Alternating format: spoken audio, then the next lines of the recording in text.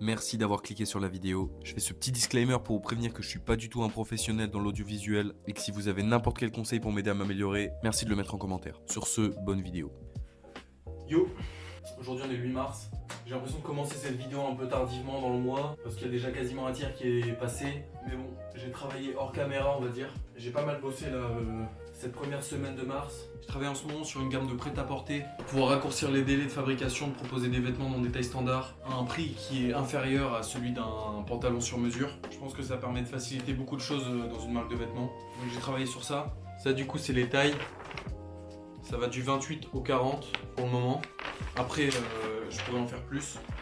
Mais pour un début, c'est déjà pas mal. Tout ce qui est en jaune, c'est fait. En fait, je surligne au fur et à mesure. Donc là, ça veut dire que j'ai fait tous les patrons. Tout est là. C'est pas du tout fini parce qu'après, il faut que je patronne encore les poches arrière, les poches avant, les ouvertures, etc. Donc là, on va dire que c'est le gros du travail qui est fait. Mais après, ici, ça par exemple, c'est le patron avant. Il va rester toutes les parties là de poches à faire sur tous les patrons.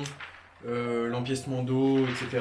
Donc je vais faire ça petit à petit quand je rentre le week-end chez moi. Et là j'ai aussi commencé à faire les poches à gousset. Donc voilà, j'ai marqué à chaque fois la taille dessus. Donc j'ai ces parties là. Ça c'est braguette. Ça pareil c'est non gradé. Ces pièces là je les ai tracées sur du papier comme celui-là. Parce que ça coûte pas trop cher, c'est 4 € le rouleau de 10 mètres. Et avec 10 mètres, je peux quasiment faire 10 patrons, peut-être un peu moins, mais quasiment 10 patrons. Donc voilà, ça fait 40 centimes le patron. Donc je trouve que c'est vraiment bien. Et après, pour le solidifier, je l'ai collé sur du papier cartonné un peu. Ça, je vais le faire que pour la gamme de prêt-à-porter. Parce que tout simplement, le papier cartonné, ça coûte quand même cher. Et pourquoi je renforce les patrons, c'est parce que c'est des patrons qui sont utilisés assez régulièrement. Et donc en fait, avec le frottement et la manipulation, ça peut les user. Contrairement à un patron de pantalon sur mesure qui va être amené à utiliser une seule fois, il n'a pas vocation à être utilisé régulièrement, donc il n'a pas besoin d'être aussi solide. Et pour solidifier les patrons, j'utilise ce papier-là. Donc ça c'est un fond de photographie que j'ai récupéré qui était complètement taché. Ce papier là il me sert à renforcer les petites parties qui passent dedans. Donc voilà, le prêt-à-porter avance. Je pense que ça va pas m'empêcher de faire du sur-mesure parce que c'est ce que je sais faire de mieux en réalité. Ça permet d'adapter mon produit à une clientèle qui est beaucoup plus large. Parce que si par exemple, si quelqu'un fait 2,10 m et veut un pantalon, et ben il faut que je reste capable de lui faire un pantalon à ses mesures. Donc pareil, si quelqu'un fait 150 kg et veut un bon jean, il va pas forcément correspondre aux tailles standardisées que j'ai dans ma collection, mais je reste en capacité de lui faire un pantalon à sa taille. Et je pense que après à voir comment ça se développe, j'ai aussi envie que le produit en sur-mesure il soit plus customisable que le produit standardisé. C'est-à-dire que quand j'ai une commande en sur-mesure, j'ai envie que le client choisisse tout ce qu'il veut sur le pantalon. Par exemple le tissu, la couleur du fil, la coupe, les accessoires hardware, donc les boutons, les rivets, etc. Le type d'ouverture qu'elle veut, etc. J'ai commencé à faire des fiches un peu catalogue, on va dire, avec des schémas de ce que je sais faire. Dessus je répertorie les coupes qui sont disponibles, les types d'ouverture, que ce soit zip, boutonnière cachée, boutonnière apparente, one piece button fly, les formes de poche que je sais faire, s'il y a rabat, s'il y a une martingale, etc. Et ça c'est entre guillemets un privilège que j'ai envie de laisser aussi aux clients qui me demandent du sur-mesure. Et justement avec cette gamme standard, je vais essayer d'imaginer moi-même des silhouettes, couleurs, des formes, de créer vraiment un produit fini. Aussi parfois faciliter aux clients parce que parfois je sais que ça peut être dur de me dire ok je veux ça. Parfois le client il sait pas forcément et il a besoin d'être guidé. Et je pense que proposer des produits et de montrer la photo voilà à quoi ça ressemble, ça aide aussi le client à se dire est-ce que je le veux, est-ce que je le veux pas, plutôt que qu'est-ce que je veux sur mon pantalon. Donc voilà. Et cet exercice-là de patron, je pense qu'il m'aide aussi à évoluer en termes de patronage. Pour moi, c'est important de se pencher sur ces questions-là. Parce que je pense que c'est le genre de détail qui donne vraiment, qui fait vraiment passer un step dans une marque de vêtements. De réfléchir à la gradation de la poche et de pas choisir la facilité et de faire une forme de poche et puis que sur un 28 et sur un 40 ce soit la même taille. Donc voilà, pareil, poche arrière, etc. D'ailleurs en parlant d'évolution de la marque, j'avoue que je me pose beaucoup de questions en ce moment, que ce soit par rapport à mon école, par rapport à la direction que je vais donner à ma marque de vêtements. J'en parle un petit peu à des amis. J'ai une pote qui est prof de design et franchement elle a de bons conseils, du coup ça fait plaisir. En fait, j'ai l'impression d'avoir une espèce de blocage parce que je suis à cheval entre l'école et chez moi. J'ai l'impression de pas avoir vraiment d'atelier propre, ce qui fait que je peux pas encore donner d'identité à mon atelier. J'ai l'impression que ça me bloque pour donner une identité à ma marque, ce qui est peut-être faux, hein. Peut-être qu'il y a des ateliers qui ont été construits après l'image de marque et puis justement qui s'en inspirent. Et j'ai l'impression qu'il y a aussi des ateliers qui ont une image qui est donnée par l'endroit où ils travaillent. Donc je me pose pas mal de questions, quelle ambiance j'ai envie de donner. Comme je disais dans la vidéo précédente, il y a les ateliers avec des ambiances très chaleureuses que j'aime beaucoup.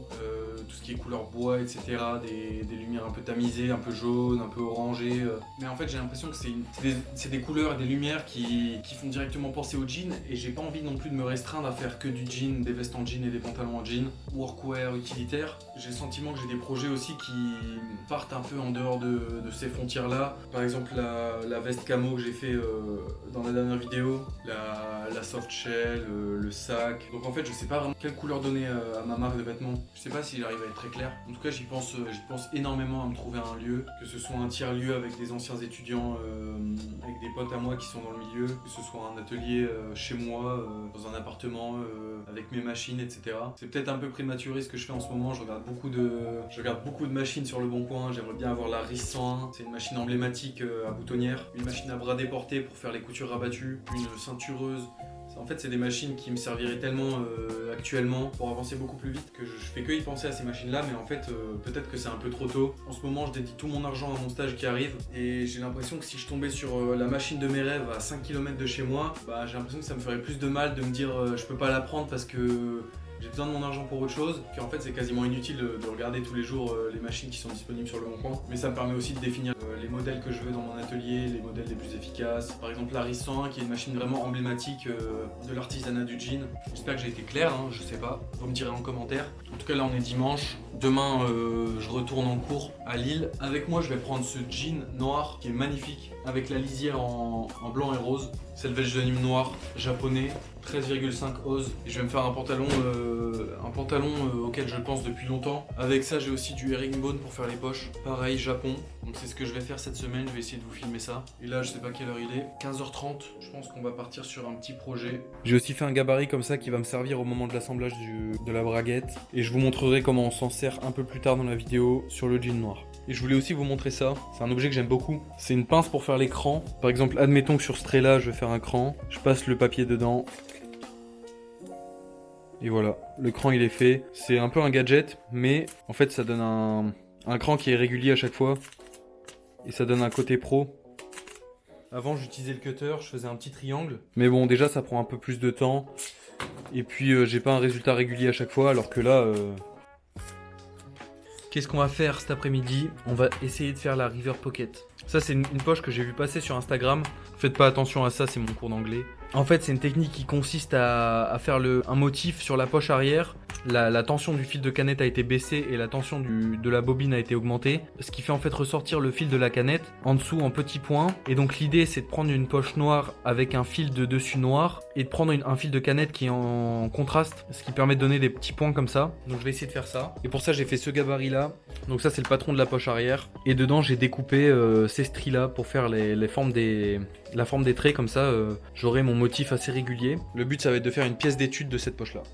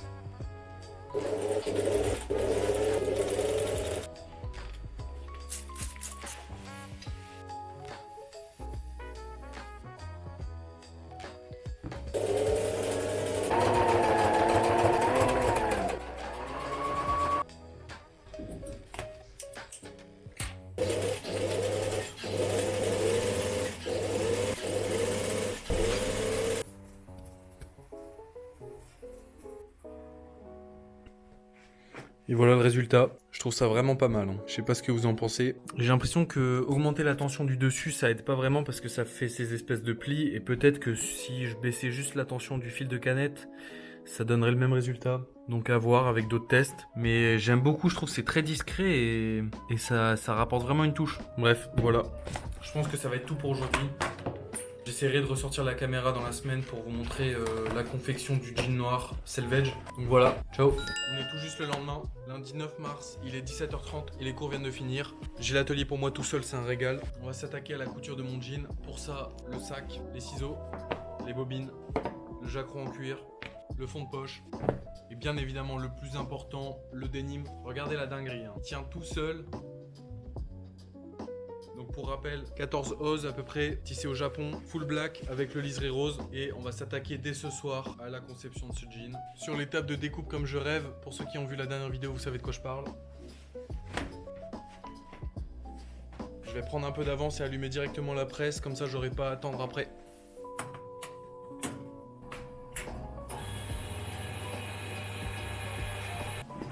Je vais commencer par repasser ces bords là qui sont pliés, je serai plus à l'aise pour travailler, là aussi.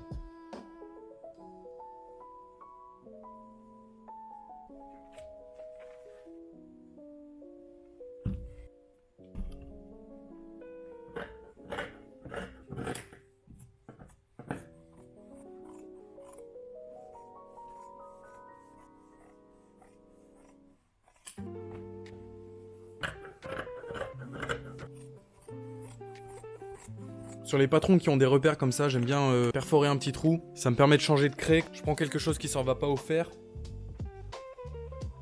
Comme ça, mes repères ils sont visibles et puis je les garde plus longtemps. Je fais ça par exemple pour les boutons de la boutonnière ou encore pour la poche à gousset. Je viens de finir de découper. Je fais une pause dans le projet pour vous dire à quel point c'est agréable de travailler avec des matières aussi qualitatives. Et je dis pas ça parce qu'elles sont spécialement chères, mais franchement, la qualité elle se ressent énormément. Même à la coupe, c'est un tissu qui est quand même résistant. Il me semble que c'est du 13,5 ose, mais en fait, c'est un tissu qui est vraiment rigide et je pense qu'il sera pas forcément agréable à porter au début. Mais en fait, cette rigidité elle apporte beaucoup à la longévité de la pièce. Et le jean, c'est connu pour être un vêtement qui va se faire avec le temps, qui va vraiment vivre avec la personne qui le porte, qui est de plus en plus beau en fait. Et dans cette recherche de qualité, c'est dommage de mettre l'accent uniquement sur le tissu. C'est pour ça que j'ai choisi de sourcer aussi du fil comme ça, japonais. Là on est sur du Tex 92 pour le fil du dessus et du Tex 61. Pendant mon stage à New York, j'ai vu que je crois qu'en dessous ils mettaient du Tex 80 et au-dessus du Tex 115 ou 105. Mais c'est tout ce qu'il y avait sur le site. Et ça c'est du polycoton. Ça veut dire que l'intérieur il est en polyester, ce qui fait que le fil est résistant, et l'extérieur il est en coton, ce qui fait que le fil il est doux, il est plus agréable à l'œil, il fait plus naturel. Je fais donc un rappel pour vous dire que vous pouvez désormais commander mes jeans en sur-mesure à l'adresse forilclo@gmail.com ou bien en message sur Instagram à studio.foril. Et comme j'ai pu vous expliquer précédemment dans la vidéo, je développe une gamme de prêt-à-porter qui sera également bientôt disponible. Sur ce, je vais reprendre la construction du jean et je pense que je vais enchaîner dès maintenant sur les poches rivières comme vous avez vu précédemment dans la vidéo aussi.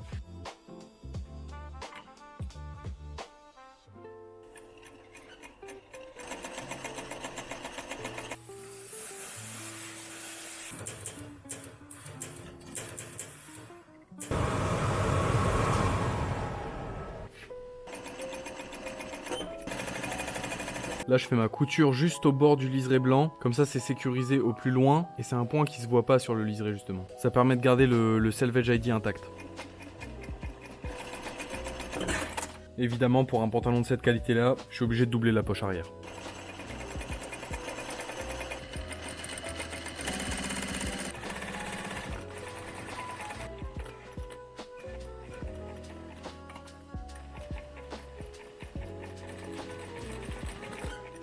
et le fil est tellement épais que le coupe-fil de la machine a du mal à le couper. Et là, cette partie-là qu'on peut voir, c'est le polyester. Même à la main, c'est difficile à arracher parce que ça, c'est le cœur en polyester qui est plus résistant que le coton.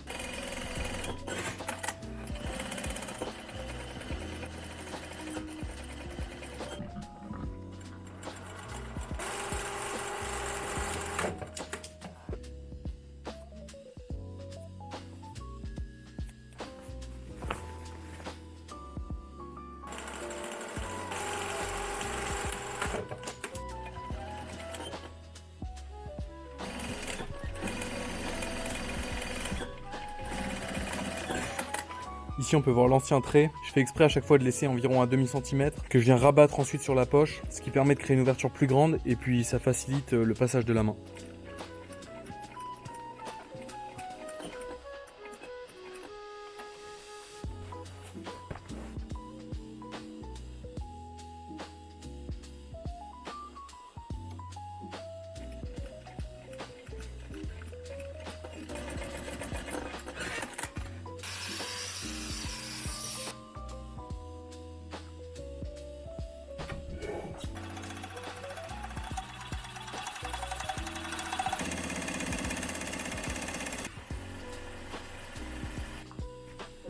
Bon, il est 19h40, j'ai le droit de rester dans la salle jusqu'à 20h maximum. Après, il y a les alarmes incendies qui sonnent.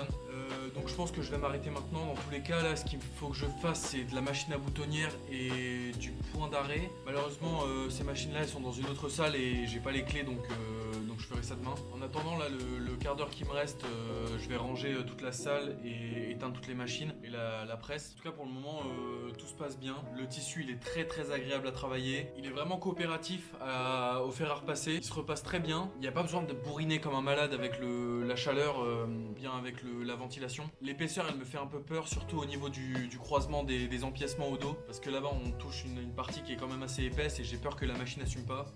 Mais sinon, je vais tourner à la main et je pense que ça ira. Malheureusement, j'ai pas avancé autant que je le voulais, parce que ça prend du temps aussi de documenter tout ça, de sortir la caméra, de faire les plans, etc. Et à l'avenir, j'aimerais beaucoup qu'il y ait quelqu'un qui m'aide à filmer.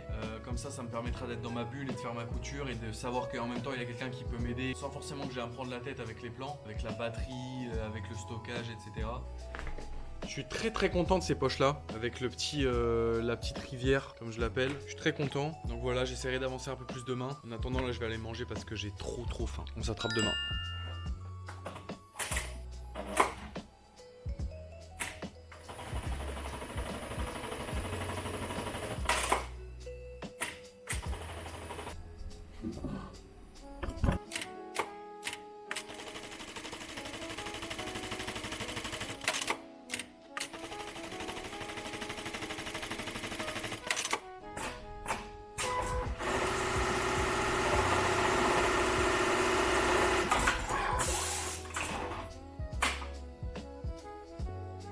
J'étais en train de coudre le pantalon tranquillement parce qu'il y avait des gens dans la salle, donc j'ai pas forcément pu filmer, etc. Je voulais pas paraître bizarre. Et là, j'en suis arrivé à la ceinture et j'ai fait un test. Regardez, le pantalon, il tient debout. Il n'y a pas de trucage, il n'y a rien à l'intérieur. Il tient debout, le fut.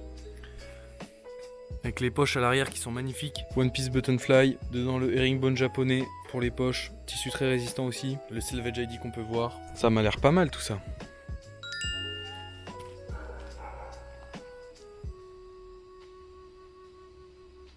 Et donc voilà le reveal du pantalon. J'ai fini le pantalon hors caméra, je suis désolé. Là, ça fait déjà 2 semaines qu'il est terminé et que je le porte tranquillement. Au moment où je vous ai dit qu'on se reverrait le lendemain, et ben en fait il y avait beaucoup d'étudiants dans la salle et donc j'avais pas forcément envie de sortir la caméra. Je voulais aussi vraiment me concentrer sur le pantalon parce que, comme je le disais, c'est compliqué de filmer en même temps. Mais finalement voilà, il est terminé, il est très confortable. Évidemment, comme c'est du sur-mesure, bah il est parfait à mes mensurations. Je l'ai fait plus slim en bas pour faire un peu voilà une coupe un peu intemporelle. Voilà, c'est un pantalon un peu basique noir. Il y a les poches qui sont un peu spéciales que je vous ai déjà montré et que j'aime beaucoup aussi. Il y a la boutonnière apparente à l'avant qui est très jolie aussi. C'est un peu des détails qui sortent le pantalon du lot, mais je voulais que ce soit un peu de la qualité silencieuse, on va dire. Pas que ça fasse trop. Donc voilà, je suis très content de ce pantalon. Je suis très content du tissu aussi, c'est un pantalon qui va me durer longtemps. Donc voilà. J'ai aussi acheté une nouvelle perforatrice pour le papier, pour mes patrons. J'ai voulu changer parce que l'autre que j'avais, elle était vraiment pas pratique. Déjà, elle perforait pas bien le papier comme ça. Moi, j'ai l'impression que quand le papier il est trop fin, elle a vraiment du mal à perforer parce qu'elle est pas du tout aiguisée. Ça veut dire que par exemple là, si je fais ça, et simplement ça reste bloqué. et ça perfore pas jusqu'au bout en fait, ça laisse une petite partie attachée et donc ça fait un trou qui est pas propre. Donc à chaque fois il faut que je represse, il faut que je le sorte et ça donne un trou qui est pas propre du tout. Le trou il fait aussi 3,8, ça veut dire qu'il est un peu grand je trouve pour ça, pour le crochet. Et le dernier problème c'est que le trou il est trop proche de la butée en fait, je peux pas aller plus loin. Ça fait que j'ai que cette marge là pour le patron. Donc ça j'ai peur qu'avec le temps ça s'arrache. Du coup j'ai opté pour un matériel un peu plus professionnel comme ça, avec un trou de 2,5. Je trouve que c'est un peu petit pour ces crochets là, mais comme ça je peux quand même percer dans des pièces qui sont plutôt fines. Par exemple le passant de ceinture, ça fait 3 cm de large. Et ben avec un trou de 2,5 ça me permet quand même de l'accrocher avec ça. Alors que là comme ça fait 3,8 bah je pouvais pas par exemple. Et du coup je vais vous montrer, j'ai beaucoup plus d'aisance au bout. Et voilà. Et ça me permet quand même de mettre le crochet et puis il tient bien donc ça c'est vraiment pratique. Donc je suis assez content de ça, en vrai ça m'a coûté cher donc je suis content. Je vais pouvoir organiser tous mes patrons comme il faut. Je vais perforer tout ce que j'ai là dans toutes les tailles. Ensuite j'ai mes panneaux principaux qui sont juste là-bas et que je vais pouvoir enfin attaquer aujourd'hui. Donc j'ai la base et il va falloir que je patronne le yoke et les poches etc. Et puis maintenant que j'ai reçu la perforatrice, une fois que ces panneaux ils seront prêts je pourrai tout simplement les accrocher sur le truc et puis j'aurai pas le bazar pendant des semaines dans ma chambre. Bon on est déjà le 21 donc je pense que la vidéo va toucher à sa fin. Je pense qu'elle est assez fournie on va dire parce qu'on voit quand même la création du jean. Je vous présente aussi ces petits objets là. Il y a un truc dont je vous ai pas forcément parlé mais j'ai mis en place une nouvelle stratégie pour augmenter ma visibilité sur Instagram. En fait j'ai pris ma vidéo du mois de février et je l'ai découpée en petits réels d'à peu près 30 secondes et en fait je les poste tous les jours sur Instagram en réel d'essai, ce qui fait que mes abonnés peuvent pas les voir et donc je les spamme pas parce qu'ils connaissent déjà la vidéo et ils ont pas forcément besoin que je les rabâche sur ça. Donc ça permet que aux gens qui me suivent pas déjà de les voir. Et j'ai une vidéo qui a atteint là je pense actuellement les 300 000 vues. Je sais pas si on voit là, mais sur le tableau professionnel, je suis à 362 000 vues. C'est la vidéo où je vous parle de ma craie en cire. 321 000 vues. Les autres, elles fonctionnent un peu moins bien. Mais globalement, ça me permet de créer du contenu, ça me permet d'ajouter du contenu régulièrement. Ça permet de faire comprendre à Instagram aussi que je suis une chaîne active et de me mettre en avant. Et c'était aussi vraiment c'était aussi un des buts principal de faire ces vidéos-là, c'était de le découper, d'en faire des petits moments que je peux mettre sur Instagram. Et le réel d'essai c'est une fonctionnalité qui est vraiment bien parce que ça me permet de pas spam mes abonnés comme je l'ai dit. Donc je gagne plus d'abonnés que j'en perds parce que du coup les gens, parce que je saoule personne en gros. Et elle m'a permis de gagner environ 300 abonnés cette vidéo là qui a fait 300 000 vues, du coup c'est vraiment bien. Et donc là comme je disais on est le 21, je vais continuer à bosser un peu en off. De toute façon vous savez ce que je vais faire, je vais continuer les patrons. Et un autre truc que j'aimerais bien faire aussi pour améliorer mes vidéos c'est de créer une espèce une petite transition comme un peu dans les vidéos de Suprao, je sais pas si vous voyez avec le truc en format internet. Je sais pas du tout comment m'y prendre, j'ai des potes qui m'ont dit d'utiliser After Effects. Je vais voir s'il n'y a pas un truc sur internet pour que ça aille plus vite, de juste limite taper un prompt et puis ça me fasse une transition que je peux mettre dans les vidéos pour vraiment dissocier les jours et les activités. Donc je vais un peu bosser sur ça. Et après j'ai aussi du travail avec les cours. Là j'ai des échantillons comme ça, je dois essayer de faire une espèce de liasse de matière pour un projet. Donc je vais avancer tranquillement sur ça. Après on sera en avril, je sais pas trop ce que je vais faire en avril. Peut-être continuer sur la gamme de prêt-à-porter. J'ai aussi trouvé sur Le Bon Coin à Lille un fournisseur de tissus qui pourrait me vendre de la toile pour faire les pantalons d'essai pour pas trop cher, pour 5 € le mètre. Et du coup si je lui achète par exemple 10 mètres pour faire 10 pantalons, ça me permet d'avoir quasiment toute ma gamme de prêt-à-porter pour 60 €. Donc ce qui est vraiment correct. Et après ces pantalons là je peux les faire essayer et vraiment débiter les pantalons et que ça aille beaucoup plus vite. Ensuite en mai j'ai mon gros projet Japon qui va me prendre 2 mois, donc mai et juin. Donc là je pense que je vais sortir honnêtement des vidéos qui vont durer très longtemps parce que je vais essayer de tout filmer. J'ai aussi mon pote Romain Adam qui a une chaîne YouTube qui part en stage à ce moment-là, qui devait prendre sa caméra mais au final il a eu un empêchement qui fait que il va peut-être pas prendre sa caméra et du coup à ce moment-là il pourra me la prêter parce que il a une caméra qui a une meilleure autonomie que la mienne, ça me permettra de filmer vraiment toute la journée, qui est plus pratique, elle a un manche télescopique. Bref, je vais essayer de négocier avec lui pour qu'il me prête sa caméra pour que je documente tout le Japon. Ça va être des vidéos qui vont être beaucoup moins couture. Je sais pas si dans mon entreprise je vais pouvoir filmer la couture. En tout cas je vais filmer tout ce qui est en dehors, hein, la nourriture, les paysages, les transports, toutes les petites habitudes japonaises. Ça pourra me servir aussi à faire beaucoup de réels sur ça et d'augmenter ma communauté. Après pour juillet, je suis aussi en contact avec Ben Vapiana pour potentiellement aller bosser avec lui pendant l'été à Toronto pour découvrir comment il travaille, etc. Dans les mois à venir, il y aura des vidéos très chargées. Après ça va être août, septembre, septembre, ça va être un peu le retour de l'école, donc je verrai bien où j'en serai. 3 mois, ça me laisse encore le temps d'évoluer. Donc on verra bien ce que ça va donner. Sinon voilà, la vidéo touche à sa fin. Merci encore une fois de l'avoir regardé si tu l'as regardé jusqu'ici. N'oublie pas de t'abonner, de mettre un commentaire et de liker, ça aide beaucoup pour le référencement, on s'en rend pas compte. Et voilà.